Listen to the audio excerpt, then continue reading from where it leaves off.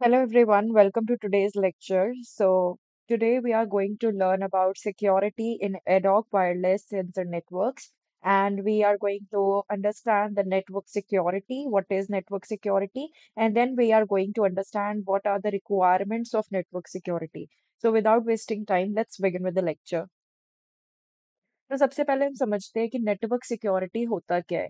ठीक है, so network security refers to the practices and measures designed to protect the integrity, confidentiality and availability of computer networks and the data that we carry.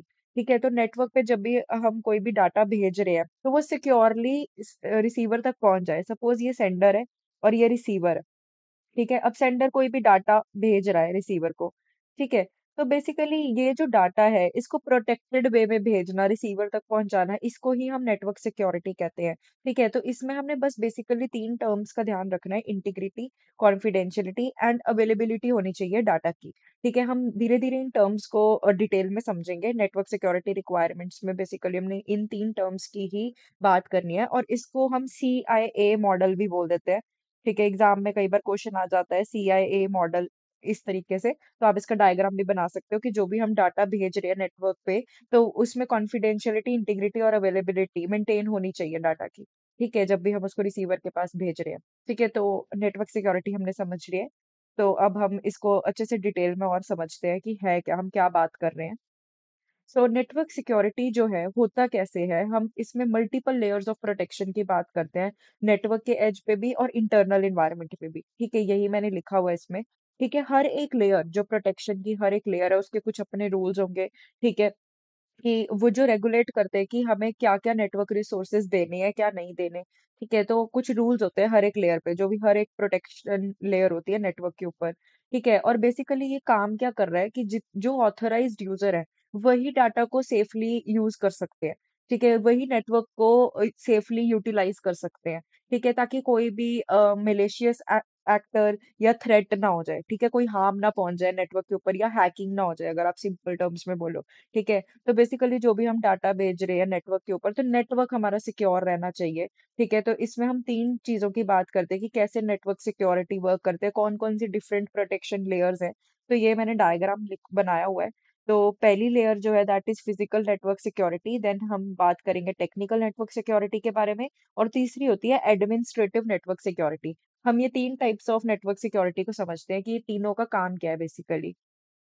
सबसे पहले आता है हमारे पास physical network security. तो जो physical network security है, it is a foundational level of network protection focused on preventing unauthorised individuals from gaining physical access to network equipment and compromising the confidentiality of the network. तो basically आप इसको simple terms में समझ सकते हो कि कोई भी नेटवर्क पे, ठीक है, ये हमारा सपोज ये हमारा नेटवर्क है। ठीक है, तो इसमें कोई भी अनऑथराइज्ड यूजर जो है उसे फिजिकल एक्सेस नहीं मिलना चाहिए इस नेटवर्क का। ठीक है, तो सपोज कोई भी आइडेंटिटी है। ठीक है, तो अगर भी पहले इसकी आइडेंटिटी चेक होगी। कोई भी पर्सन अगर नेटवर्क को एक्सेस करना चाहता है तो उसकी आइडेंटिटी चेक होगी, तभी उसे फिजिकल एक्सेस मिलेगा नेटवर्क का। ठीक है, that is physical network security.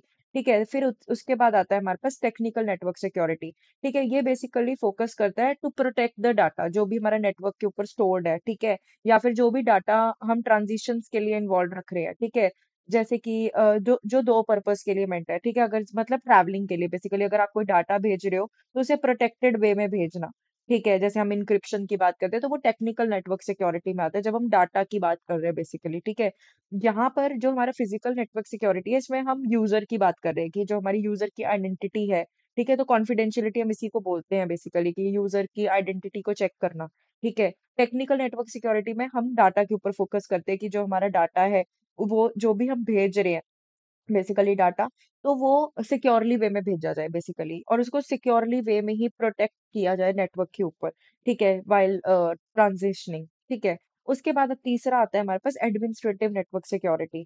ठीक है, ये वाला जो नेटवर्क सिक्योरिटी है ये यूजर बिहेवियर के ऊपर फोकस रखता है, जैसे कि परमिशन किसको देनी है, किसको नहीं देनी, किसको ग्रांट देना है, नहीं देना। तो बेसिकली एडमिनिस्ट्रेटिव नेटवर्क सिक्योरिटी इस चीज के ऊपर फोकस करना है कि how the authorisation process takes place basically. ठीक है, तो ये लाइन आपने इसमें याद रखनी है।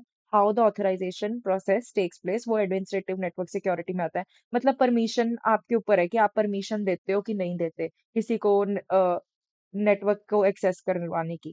ठीक है, so this was all about the security. अब हम रिक्वायरमेंट्स के ऊपर बात करते हैं, और रिक्वायरमेंट्स को मैं आपको बहुत डिटेल में समझाऊंगी, तो वो आप ध्यान से समझना। मैं एक एक चीज आपको बहुत एग्जांपल के साथ समझाऊंगी, तो इसको देखकर घबरा मत जाना।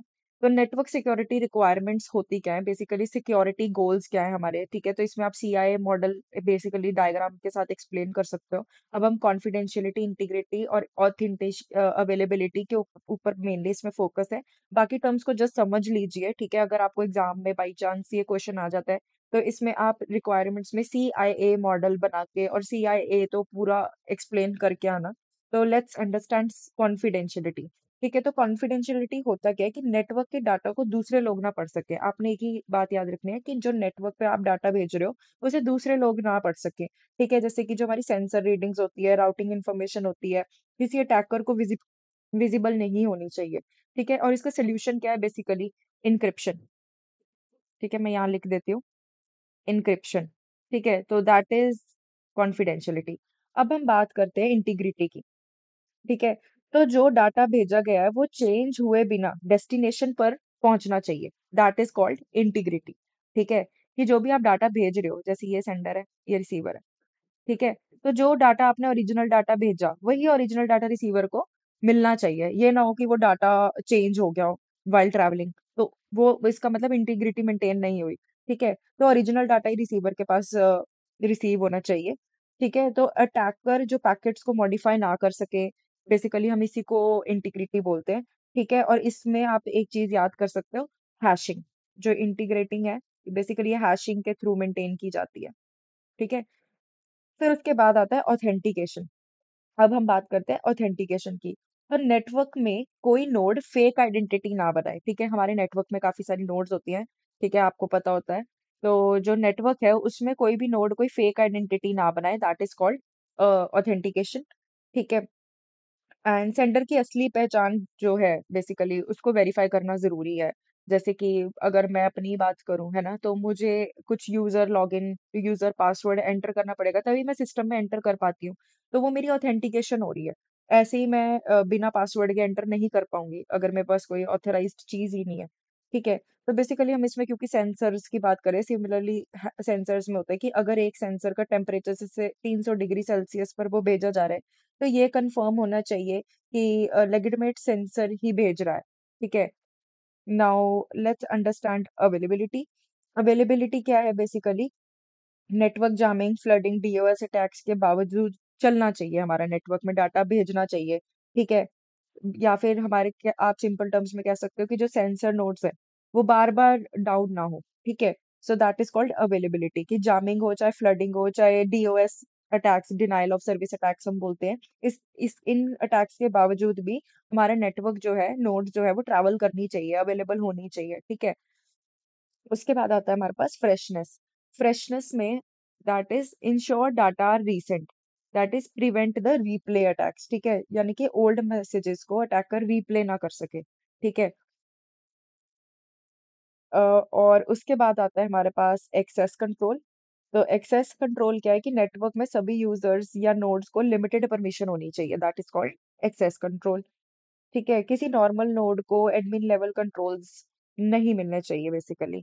उसके बाद आता है हमारे पास रोबस्टनेस और सर्वाइवेबिलिटी। ठीक है, कुछ नोड्स फेल हो जाएं या किसी ने कॉम्प्रोमाइज कर लिया हो, तब भी नेटवर्क सरवाइव करे और काम करता रहे, दैट इज कॉल्ड रोबस्टनेस। ठीक है, सेल्फ हीलिंग राउटिंग यूजफुल होती है। ठीक है, और उसके बाद आता है हमारे पास secure localization and time synchronization.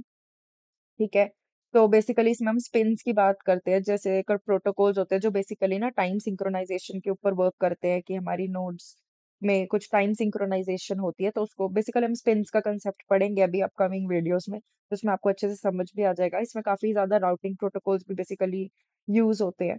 ठीक है, तो इसमें होता क्या है, जो हमारे पास प्राइम फोकस होता है कि टाइम सिक्योर ना हो तो अटैकर फेक टाइमिंग इंफॉर्मेशन डालकर राउटिंग बिगाड़ सकता है, बेसिकली हम इसके ऊपर फोकस रखते हैं।